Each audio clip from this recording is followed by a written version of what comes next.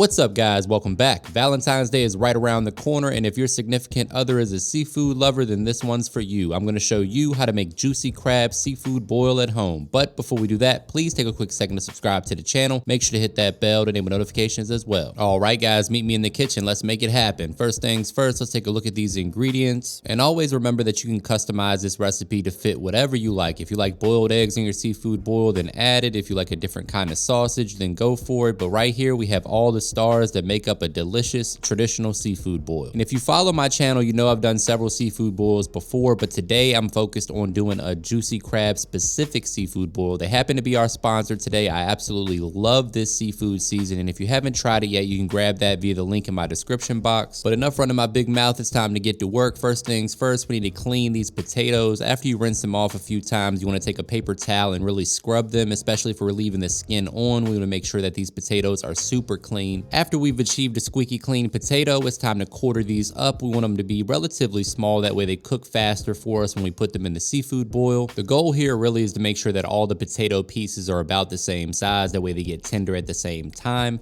Quick reminder, guys, that all the specific measurements and ingredients for this recipe can be found in the description box below, so don't forget to check that out. Once our potatoes are situated, it's time to move on to the corn, which happens to be one of my favorite parts of a seafood boil. I love the way the corn just soaks up all the flavor. We're gonna break these in half. You can break them down even smaller if you're feeding a crowd, but today we're making this for 3 people. This recipe probably could have fed 4 or 5, but we were hungry, so you know how that goes. Now we're gonna prep our onion. The onion is going in the seafood boil mostly for flavor. We're not really gonna eat this unless you just love onions, and hey, it's your house, do your thing. We're gonna quarter that onion up. Same thing with the garlic. We're gonna use a whole bulb of garlic. That's gonna go in the boil for flavor as well, along with 2 lemons.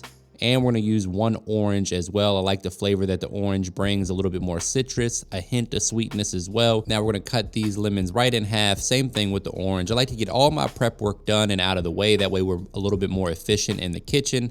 Nothing worse than having to stop what you're doing to prep a veggie or something like that. So we like to get all the prep work done and out of the way.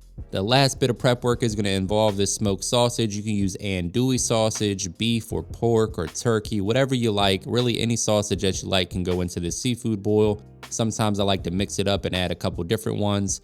Typically, I go with andouille sausage, but today we have some beef smoked sausage. This stuff is absolutely delicious as well, and it's gonna go perfect in our seafood boil. Now that we have all of our prep work out of the way, my friends, it's time to get to cooking. We have a large stock pot here that I'm gonna add a tablespoon of avocado oil to. That way we can get the party started with this sausage. I prefer to brown the sausage first. It does 2 things for us. One, it makes the sausage a little bit more tasty because it locks in some of that flavor and get a little bit of char on there. And 2, the fat renders from the sausage and adds flavor to the rest of our stock that we're gonna use for this boil. As you can see, the sausage is browning up nicely, got a little caramelization going, tons of flavor in there. We're gonna go ahead and remove that with a slotted spoon until we need it for later. As you can see down at the bottom of the pot, we have plenty of flavor down there from the sausage. Now we're gonna go ahead and add in some chicken stock. I'm also gonna add a little bit of beer. The beer is totally optional. I haven't had a beer in a long time, so I figured why the hell not. We're gonna add 3/4 of a beer. The other is gonna be for the taste test. Cheers, my friends. Let's make sure the beer is tasting good, and it is. Back to cooking. We're gonna go ahead and scrape the bottom of the pot to release all that fond off the bottom from the sausage. Tons of flavor developing here. We're gonna bring this to a simmer, cook off the alcohol from the beer, leaving behind the flavor. Again, if you don't like beer, no big deal. We're also gonna add 1 to 2 tablespoons of lobster base. Obviously the citrus that we had earlier, those lemons, the orange. The goal here, guys, is to make sure this liquid tastes as good as possible. We need to pack as much flavor into this liquid as we can. This is what we're gonna cook our potatoes, our corn, all of our seafood in, so it has to taste delicious in order for our end product to taste delicious. And now we're adding even more flavor to the party by adding in that onion, the garlic. We got some fresh herbs, some thyme, some bay leaves. Lots of good stuff going in here. I'm gonna add a pinch or 2 of red pepper flakes just to add a little bit of spice to the party. Totally optional, guys. If you don't like heat, you can leave it out, but I do like to add a little bit of spice to my seafood boil, so we went in with about a teaspoon or 2 of those. You could also use cayenne pepper or something like that if you don't have crushed red pepper flakes, no big deal. We're gonna bring this to a boil, let everything kind of come together, and then it's time to go ahead and add in some of this juicy crab seasoning. This stuff is fantastic, guys. We're gonna add about a 1/4 cup of this into the liquid. That's gonna add even more flavor. And then I'm gonna use my hot all-purpose seasoning as well. You can use whatever seasoning you like. Now we're gonna take a wooden spoon or spatula, get in there and make sure everything is well combined and mixed together. You can taste as you go and adjust the flavor, adjust the heat, whatever you need to do. And then when you're making a seafood boil, guys, you wanna think about what takes the longest to cook, because that's the first thing that needs to go into the boil. So for me, that's the potatoes. So we went ahead and added the potatoes. Now we're going in with the sausage. We're gonna cover that with a lid and let those potatoes get nice and tender, at which point it's time to add the corn, because that takes the second longest to cook. We wanna make sure that corn gets tender also, but not too mushy. I hate when I get a seafood boil bag and the corn's super mushy. That ruins it for me. Once we got the corn nice and tender, it's time to add in those crab legs. I like to defrost mine, make sure they're nice and clean before they go into the boil. We're gonna add those like you see right here. Perfect option for Valentine's Day, guys. These seafood boils are incredibly popular. Save yourself a couple dollars and some time by making it at home.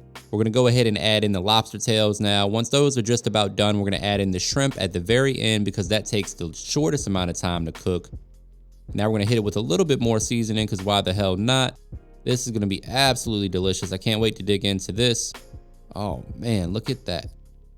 And there you have it, folks. That seafood boil is done. Now it's time to make our sauce. We're going in with 4 sticks of butter. I won't tell your doctor if you don't. Then we're going in with a couple tablespoons of minced garlic.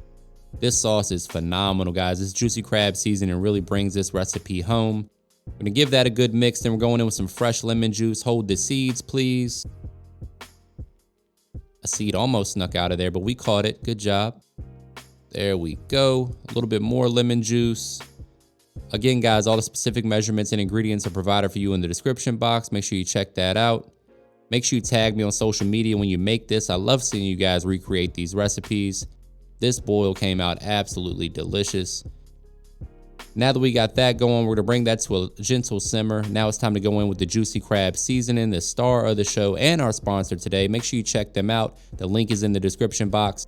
Break out the whisk and mix to combine, and that, my friends, is a simple but delicious sauce that we're gonna put on top of our seafood boil. Now it's time to plate this up. Brace yourself for a trademark money shot. Oh man, look at that. Say it with me, guys, looking good. Doesn't get much better than this, guys. Let me know what you think in the comments. There's nothing like a delicious seafood boil. I'm hitting you guys with a little food porn here. That sauce is absolutely money. You guys have got to give that a try. Once we got everything sauced up, I'm gonna hit it with a little fresh chopped parsley for a pop of color, and so you guys will click on that thumbnail. All the great components of a seafood boil are included in here. Oh man, let me know in the comments if I'm missing anything. I know the boiled egg crew is gonna let me know in the comments that I didn't add those. I apologize in advance. Now we're going in for the taste test, a little lobster tail. Dip that right into that garlic butter. Let's see what we got. You guys know that's money. Let me know what you think in the comments. Give your boy a thumbs up, hit that subscribe button and the bell to enable notifications. And as always, thank you for your support.